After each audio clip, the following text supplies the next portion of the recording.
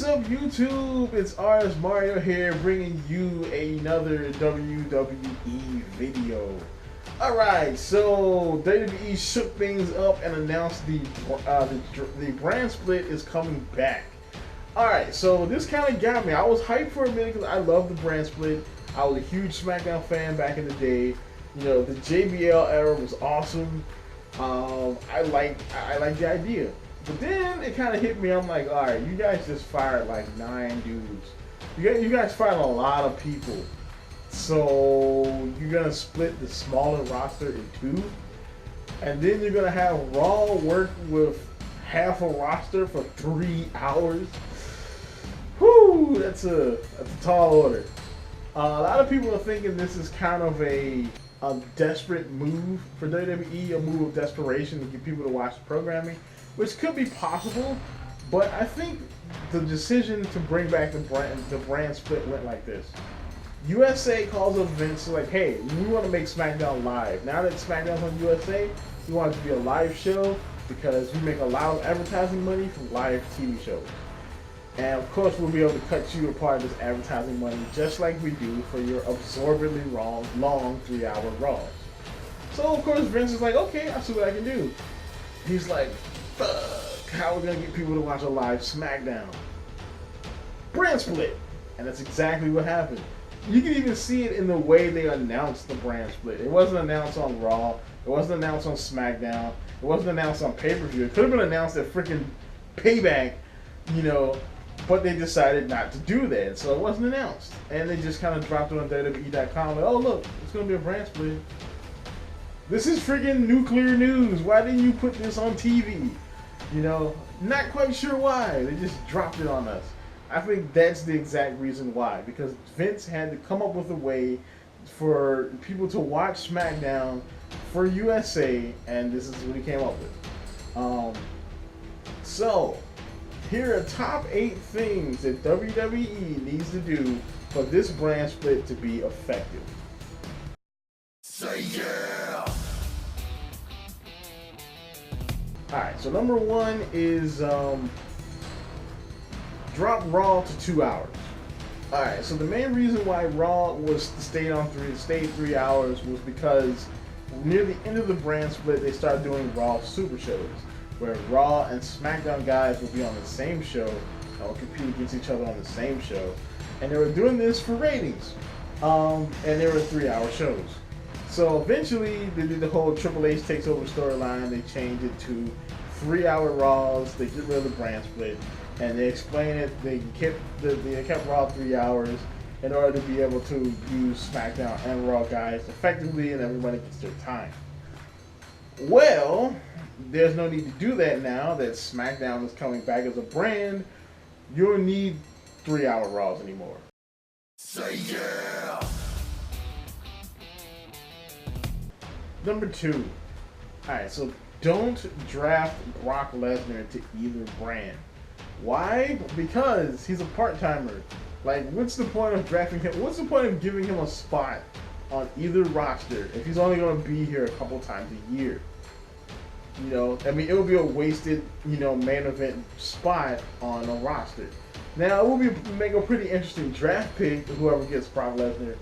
But yeah, more than likely he's going to Raw, so there's no real point in actually giving him a draft pick at all.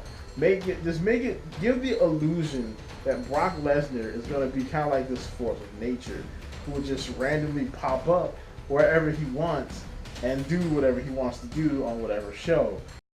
Say yeah! Number 3, make SmackDown the wrestling-centric show. Alright, so Raw is definitely going to be more entertainment-centered. There's going to be more promos, longer promos, because they're going to have to fill out that 3-hour runtime unless they decide to cut it. Make SmackDown the wrestling-centric show. Make SmackDown like NXT with more money. You know, with a bigger budget. That would work. That would totally get people to watch SmackDown. You know, I mean, you can have guys like Cesaro, guys like Owens. You can have a bunch of technical guys over there and make that the technical show. You know, That would work. That would totally work.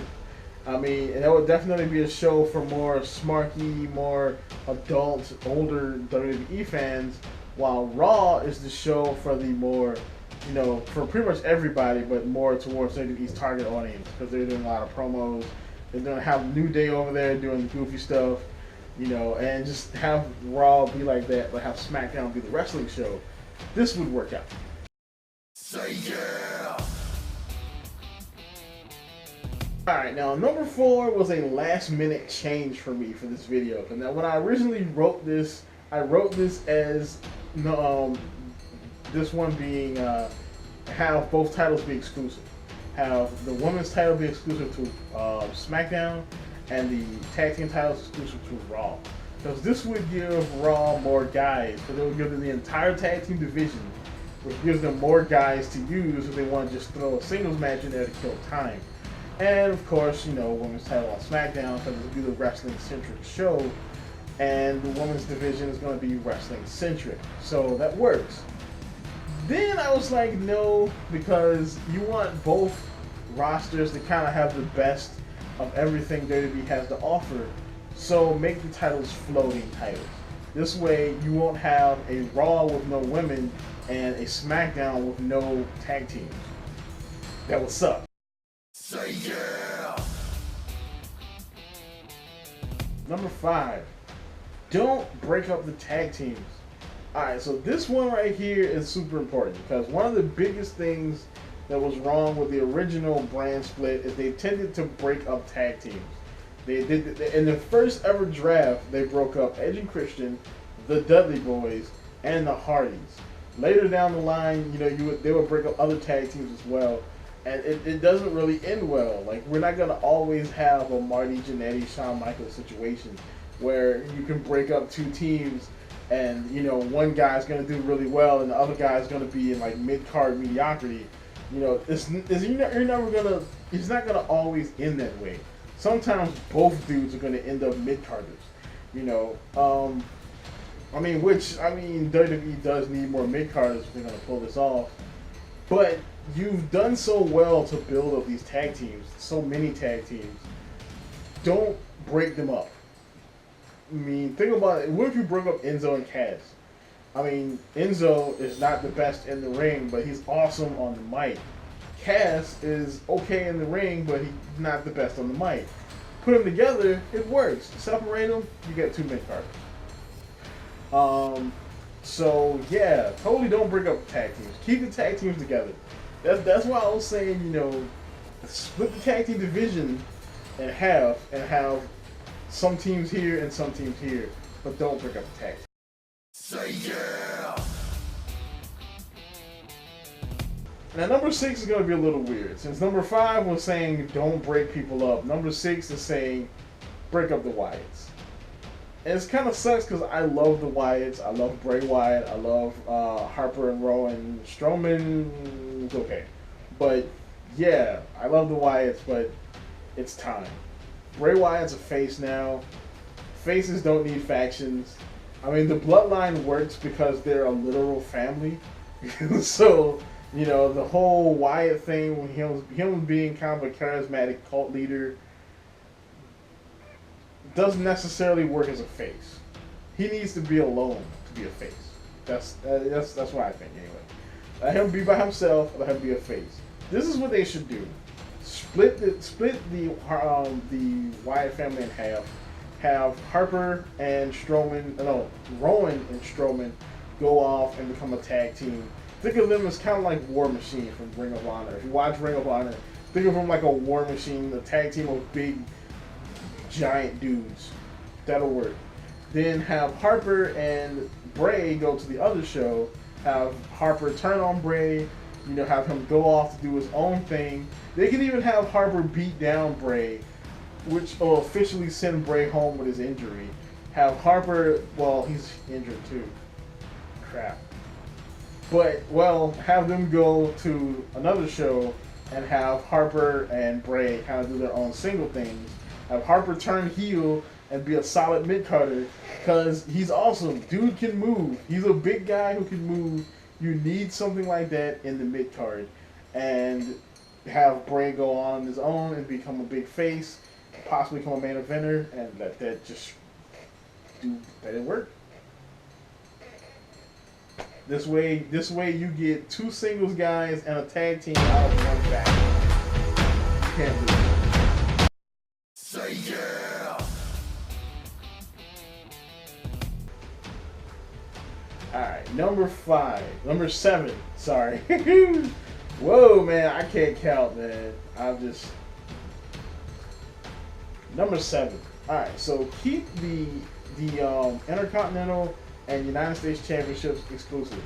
These should be the only things that are exclusive to Raw or SmackDown, and give them a different flavor. This way, keep the United States title on Raw. Since Raw is going to be more of the entertainment show, it's going to represent more of what American wrestling or sports entertainment is going to represent, and have the Intercontinental Championship on SmackDown, since it's going to be more of the wrestling show, and have more technical centric international guys wrestling for that title. Since technically I believe SmackDown should probably be the international show anyway. They should get guys like, the Japanese guys. They should get like, they should get like a pretty good mix on SmackDown. This would be perfect, and it would elevate these titles too, since technically, there's going to be one world championship. These will be the top titles on each individual brand. Say yeah! And number 8 being one world championship. Alright, now I know one of the biggest things that the brand split brought us was it actually gave us a lot of main event guys. And that's probably one of the biggest benefits of splitting the roster in half, is being able to create a number of main event talents. If you look at it, guys who wouldn't have become main eventers in a single roster show became main eventers because of the 2 rosters. Guys like Edge, like CM Punk, Daniel Bryan, Sheamus, Alberto Del Rio. A ton of guys were built on either Raw or SmackDown, and they went on to become main eventers. And when they do split the rosters back in half, Sheamus and Del Rio are going to be hot picks to be main eventers, which is why we need one world championship. Why? Because this will make the environment way more competitive. Because now you have guys on Raw competing with each other to get a shot at the world championship, guys on SmackDown competing with each other to get a shot at the world championship, and it makes the championship feel that much more special, because the champion himself can go where he wants. Because the championship is the WWE Championship.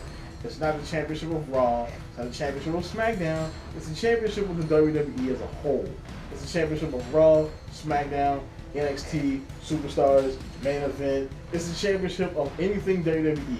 So anything WWE related, this is the man. And it works. It makes the title special, it makes the champion special, and it just makes for a more competitive environment. Because eventually you're going to have Raw and SmackDown competing over who can get the most titles.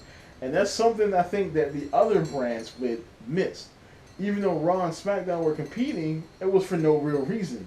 What are you fighting for? You both have your world championships, you both have tag team championships, you both have mid-card titles. What are you fighting for? Bragging rights? That pay-per-view was lame. But yeah, this way you can have Raw and SmackDown not just competing with each other for the sake of it, but they're also competing for the title.